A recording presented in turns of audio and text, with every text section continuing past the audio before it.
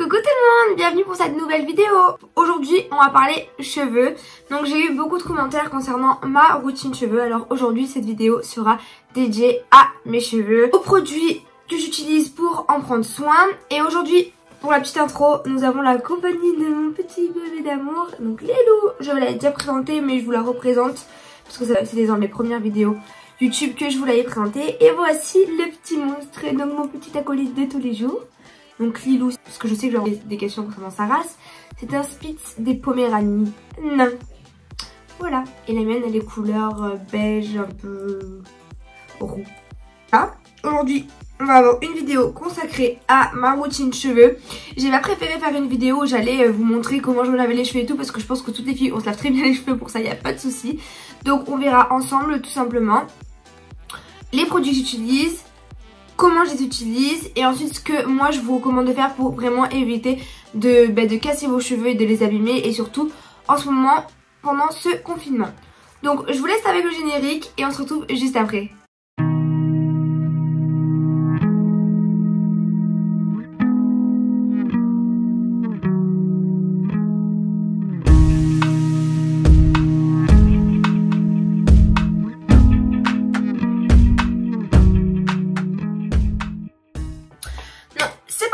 Pour ma routine cheveux, le shampoing que j'utilise le plus souvent, donc lorsque je me lave les cheveux, c'est, comme je vous l'avais dit dans la dernière vidéo, ce shampoing donc de chez Kérastase. Donc c'est le bain magistral, etc. Blablabla. De toute façon je vais vous les mettre en barre d'infos, au moins vous retrouverez directement le lien. Moi j'ai pris le grand format parce que avec mes cheveux il en faut de la matière, mais il est très bien. C'est un shampoing qui va prendre soin de vos cheveux, qui va vous les réhydrater, éviter la casse, etc. Ensuite, j'utilise un autre shampoing tous les 2 ou 3 shampoings. C'est celui-ci que je vous avais aussi montré. Donc c'est vraiment pour enlever l'effet jaune des cheveux. Parce que vous savez que quand on décolore les cheveux, ils ont tendance des fois à tourner vers le jaune. C'est pour ça qu'il faut régulièrement faire des patines. Enfin régulièrement, tous les 1 ou 2 mois. Et du coup, ce shampoing-là fait vraiment disparaître tous les reflets jaune orangé qui ne sont pas très jolis. Ensuite, concernant l'après-shampoing, je n'utilise absolument pas d'après-shampoing. Alors pourquoi? Je vais vous raconter un petit peu ma vie. Tout simplement, j'avais regardé une émission et dans cette émission, ils expliquaient qu'en fin de compte, dans les après-shampoings, ils mettent des genres de substances qui vont venir en premier lieu donner un effet vraiment volumineux, vraiment brillant aux cheveux. C'est qu'en fait, dans un deuxième temps, le produit qui va venir rendre ce cheveu si brillant va venir en fait étouffer le cheveu. Et au final, on va se retrouver à avoir des cheveux qui se cassent et qui tombent. Donc je n'ai jamais utilisé d'après-shampoing parce qu'au final je n'ai pas le besoin. Et si je ressens le besoin de vraiment venir hydrater mes cheveux, ce que je fais c'est que j'utilise ce masque là qui est aussi un masque de chez Kérastase, parce que c'est vrai que je n'utilise quasiment que des produits de chez Kérastase. Et donc celui-là c'est encore une fois pour venir prendre soin de nos cheveux, les réhydrater, éviter la casse, etc. les renforcer. Quand je finis de sécher mes cheveux, j'applique toujours cette huile, donc c'est l'huile Orofluido. C'est un élixir pour les cheveux qui sent super bon. Elles sont un peu le monoeil, un peu la vanille, enfin vraiment elles sont trop bon. Donc elle va venir hydrater vos cheveux et elle marche super bien, je vous la recommande. Ça doit faire au moins, si je vous mens pas, 5 ans que je l'utilise et depuis je ne l'ai jamais lâché. D'ailleurs, Orofluido font aussi des gammes de shampoings, de masques. Je n'ai jamais testé, pourquoi pas le faire. Et si ça vaut le coup, vous en parlez dans une prochaine vidéo consacrée aux cheveux. Pour le démêlage, parce que je sais que moi qui ai les cheveux super épais, il faut régulièrement que je démêle mes cheveux parce que sinon c'est une catastrophe. Et j'ai des rastas.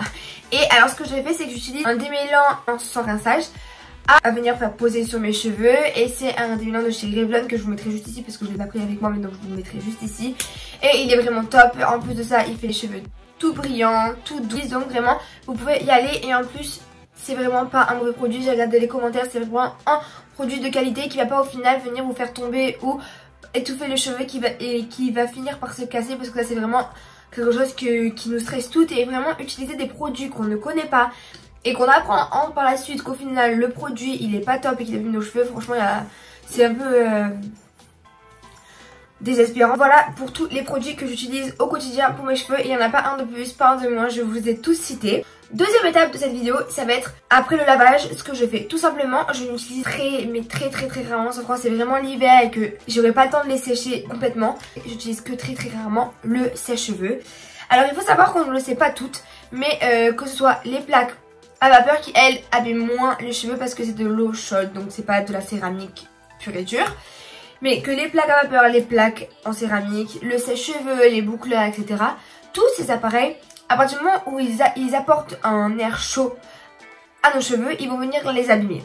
Donc même le sèche-cheveux, si vous pouvez de temps en temps éviter d'utiliser, c'est très bien et vos cheveux vous le rendront plus tard.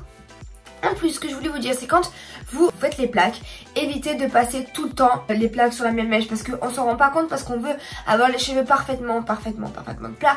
Mais en vrai, est-ce que c'est grave si on a des cheveux qui sont un peu ondulés? D'ailleurs, moi là, pendant le confinement, j'en ai profité et vous devrez vous aussi en profiter et ne pas venir faire les plaques, pas venir faire des boucles, etc. Laissez-les vivre, laissez-les reprendre de leur force parce que de toute façon, bientôt on va ressortir.